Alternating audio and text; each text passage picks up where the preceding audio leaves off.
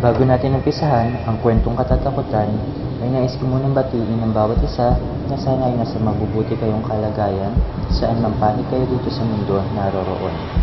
Nais ko na ipabatid na ang kwentong matutunghayan ay hangong mula sa totoong buhay at karanasan. Now with no further ado, let's start and be scared.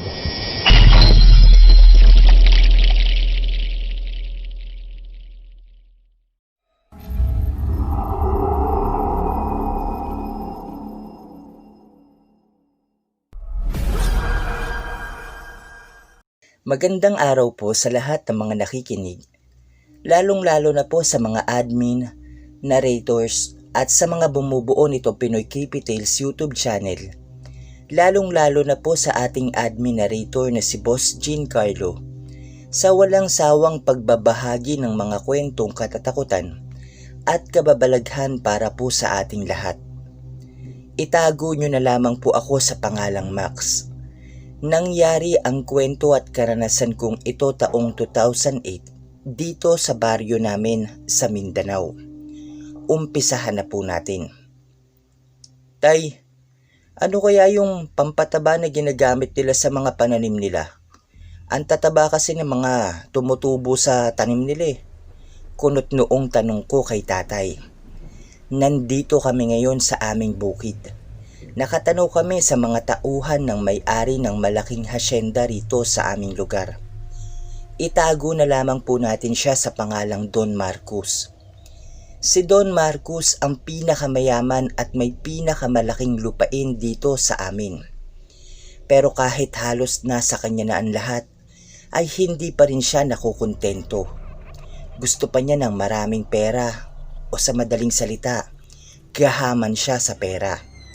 Kaya maraming tao ang nagagalit kay Don Marcos dahil sa kuripot ito at masama rin ang pag-uugali. Wala ni isa man sa aming pamilya ang may gustong makipag-usap sa Don na iyon.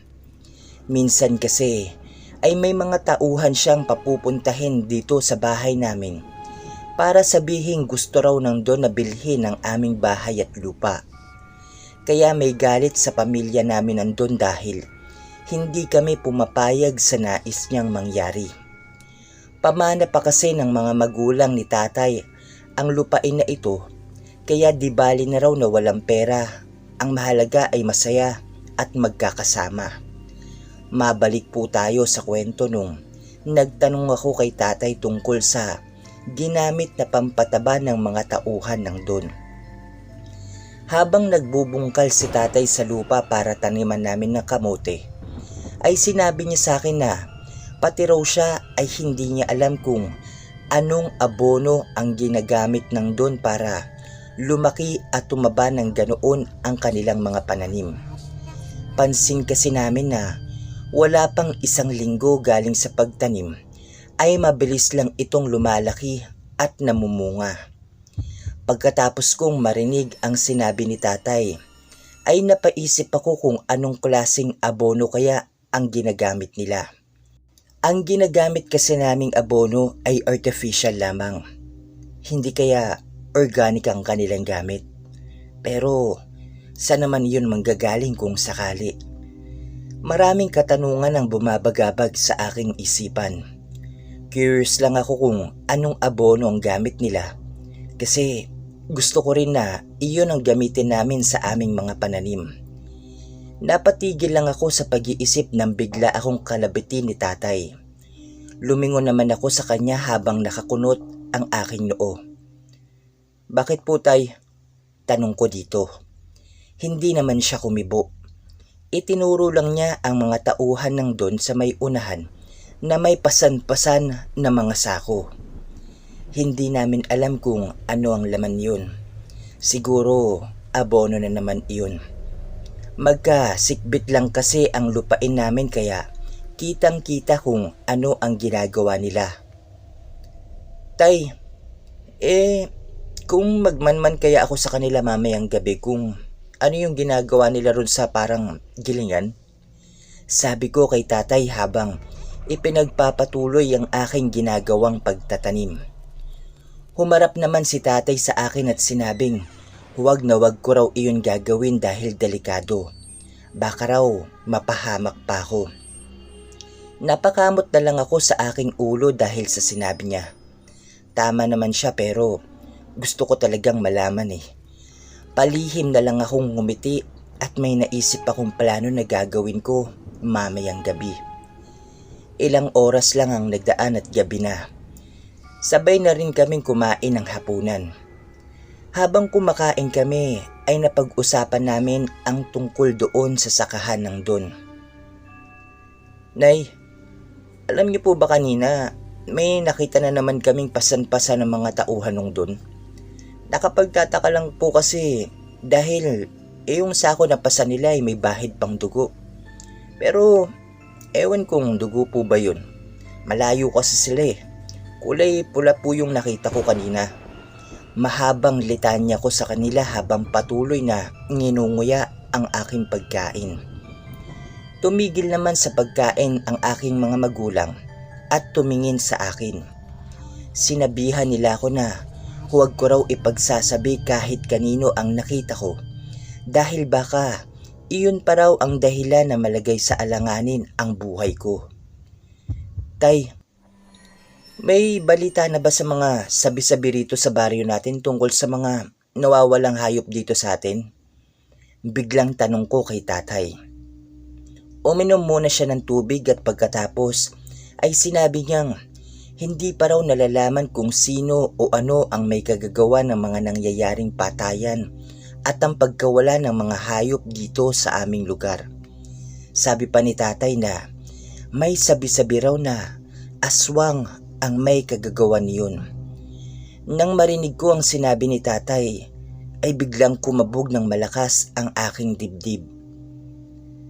Tay, ano po ba yung mga aswang? Tsaka, ano yung mga kaya nilang gawin? Gusto ko kasing malaman ang tungkol sa kanila, kaya hindi ko na napigilan pa ang aking sariling magtanong sa kanya.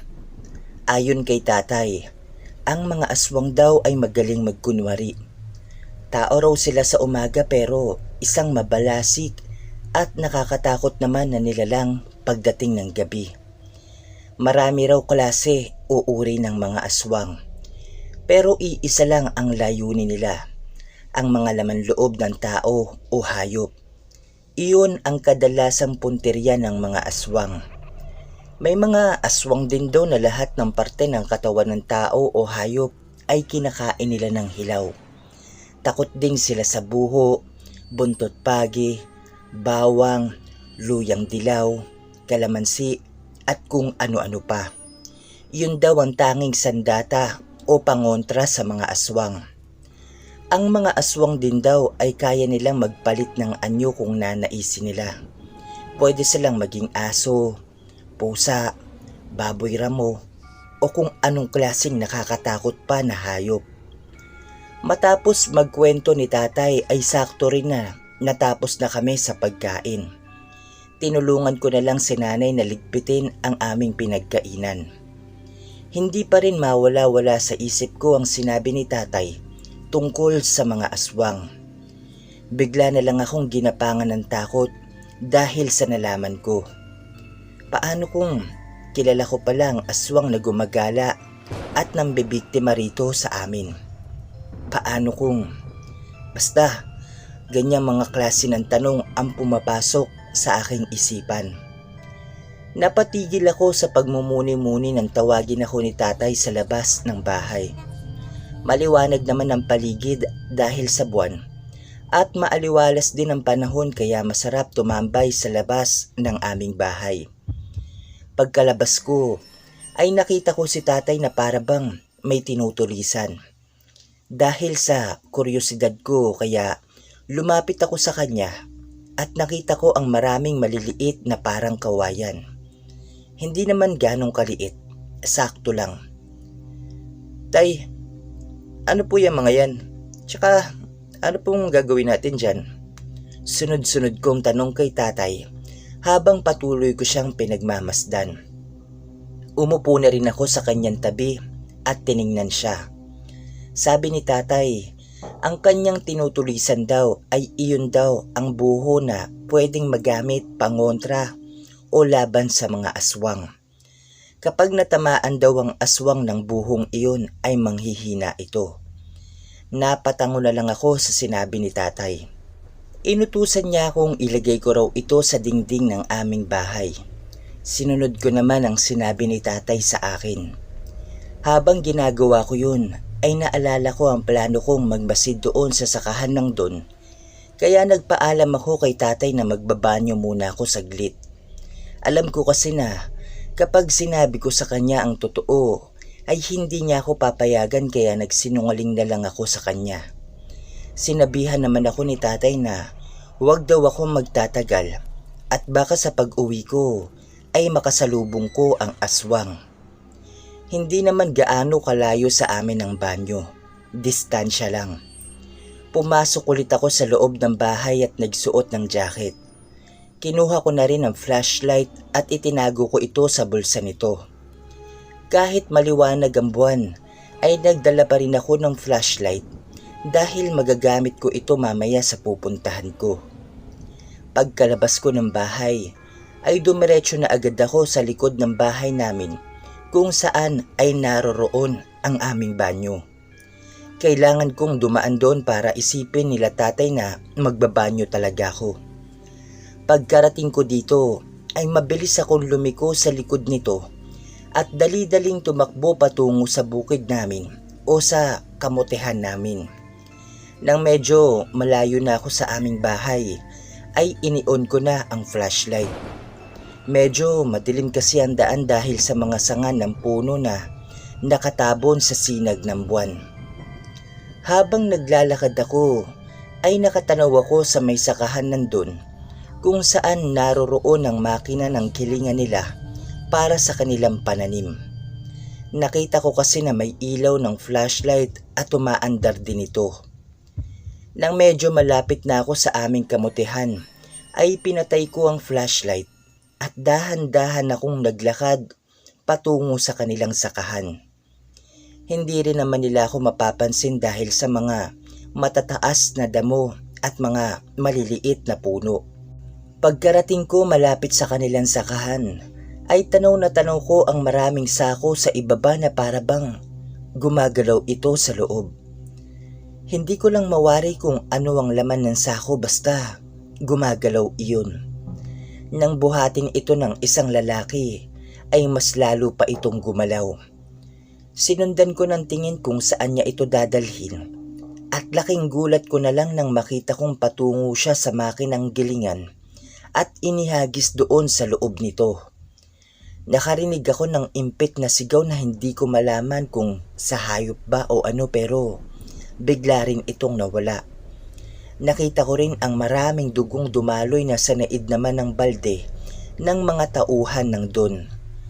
Ang laman naman ay sinaid din nila sa sako at pinasan patungo sa kanilang taliman. Hindi ako makapaniwala sa mga nakikita ko. Sinundan ko ang lalaking pasa ng sako ang laman. Sinundan ko siya hanggang sa makarating ako sa kanilang taniman. Halos masuka na ako sa tapang ng amoy. Nakakasulasok na para bang may maraming patay sa paligid na matagal nang nabubulok sa sobrang baho. Kahit gusto ko nang masuka, ay pinigilan ko na lang ang aking sarili at baka kasi malaman pa nila na nagmamanman ako sa kanila. Itinuon ko na lang ang aking tingin sa lalaking may pasang sako kanina. Nakita kong ibinabanan niya ang sako at inilabas niya ang lahat ng nasa loob nito. At doon ay kitang-kita ko ang iba't ibang parte ng katawan ng mga hayop. Meron din parang kamay ng tao na nadudurog at nagkahiwa-hiwalay na. Kinilabutan ako sa aking nakikita. Habang patuloy akong nagmamasid, ay patuloy rin sa pagdaloy ang aking malamig at butil-butil na mga pawis. Biglang nanayo ang balahibo ko sa katawan nang makita kong kinain ng lalaki ang hilaw na laman na galing sa sako. Sarap na sarap ito sa kinakain niya. Maya-maya pa ay kinuha na niya ang pala at nagsimula na siyang ilagay ang mga laman sa mga pananim. Iyon ba yung ginagamit nilang abono? Halos Hindi ako makapaniwalang galing sa laman ng mga tao o hayop yata yun ang kanilang ginagawang pampataba. Kaya pala, sobrang tapang ng amoy at nakakasulasok dahil sa nabubulok na mga laman na ibinabaon nila sa lupa. Nakita kong natapos na ang lalaki at umalis na ito. Dali-dali naman akong umalis at hindi na rin ako dumaan ulit doon sa dinaanan ko dahil baka makita pa nila ako. Dumaan na lang ako sa gitna ng kakahuyan. Kabisado ko na naman ang kakahuyan na yun dahil taga roon ako. Malapit na ako sa bungad ng kakahuyan nang may marinig akong sigaw o parang isang iyak na nagbumula sa isang hayop. Dahan-dahan akong gumapang sa damuhan para hindi ako mapansin. Sinundan ko ang sigaw na yon at nakita ko ang isang ligaw na baboy na pilit isinisilid sa isang sako. Napag-alaman ko na mga tauhan ng don ang nakikita ko. Gusto ko man tulungan yung baboy ramo pero natatakot din ako na baka magaya rin ako sa kanya. Nanatili lang akong tahimik habang nakadapa sa damuhan. Dahil sa ingay ng baboy, nakita kong pinukpok nila ang ulo nito gamit ang pala at pagkatapos ay isinilid sa sako. Kusang nanindig ang mga balahibo ko dahil sa mga nakita at nasaksihan ko. Nang makalayo na sila ay mabilis akong tumakbo palabas ng kakahuyan dire-diretso sa bahay namin. Pagkarating ko sa bahay ay binuksan ko agad ang pintuan at nagmamadaling pumasok sa loob sabay sarado nito. Nagtataka naman ang mga magulang ko sa inaasal ko. Nanginginig pa rin yung katawan ko sa harapan nila at halos hindi na ako makahinga dahil sa mga nangyayari. Pinakalma muna nila ako. Pinainom ako ni nanay ng tubig at nang mahimasmasan ako ay tsaka ko palang ikinuwento sa kanila ang lahat. Sinabi ko sa kanila ang lahat-lahat ng nalaman ko at nagulat na lang ako sa sinabi ni tatay na matagal na raw niyang alam ang tungkol sa mga pinaggagawa ng mga tauhan ng dun. Pinaghihinalaan din ng mga aswang ang lahat ng tauhan at pati na ang don na may-ari ng malaking lupain. Matagal na rin daw na isinumbong ni tatay iyon sa mga otoridad pero napag-alaman niya na malakas ang kapit ng don sa mga ito kaya wala ring nangyayari. Nang gabing iyon ay hindi na ako nakatulog pa. Paulit-ulit na bumabalik sa aking isipan ng mga aswang na nakikita ko. Sa pagdaan ng mga araw ay ganun pa rin ang nakikita namin mula sa aming bukid. Makikita namin ang mga tauhan nandun na may pasan ng mga sako. Ngunit isang gabi ay nagulat na lang kami nang makarinig kami ng isang malakas na pagsabog at mga putok ng baril. Kinabukasan nun ay napag-alaman namin na sinugod ng mga sundalo ang sakahan ng don. Matagal na palang tinitiktikan ng mga sundalo iyon at naghanap lang ito ng tiyempo. Pati ang don ay hindi rin ito nakatakas. Namatay ito kasama ng mga alagad niyang mga aswang o sa madaling salita, yung mga tauhan niya. Mula nang masugpo ng mga sundalo ang mga aswang ay wala nang nawawala sa baryo namin, mapatao man o hayop. Hindi na rin kami nangangamba sa tuwing lalabas kami ng gabi dahil wala na kaming kinakatakutan ngayon. Pero syempre, iba yung pag-iingat pa rin. Hanggang dito na lamang po ang aking kwento at karanasan. At maraming salamat po sa inyong pakikinig at sa pagbibigay ninyo ng oras. Nais ko rin pong pasalamatan ang ating narrator na si Boss Giancarlo nitong Pinoy Creepy Tales sa pagpili o sa pagtatampok na maibahagi itong aking kwento at karanasan dito sa inyong channel. Sa ngayon po ay hanggang dito na lamang. Muli, ako po ito si Max mula sa Mindanao.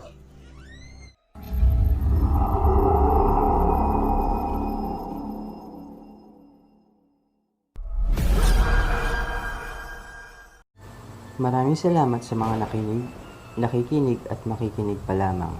Nakalagay sa description box ang email kung saan pwede kayong magpadala ng mga nakakatakot na karanasan at kababalaghan. Huwag po natin kalimutan mag-subscribe, i-share at ilike ang video. Comment down below para sa mga shoutouts sa next video. Until next time everyone, happy creepy tales!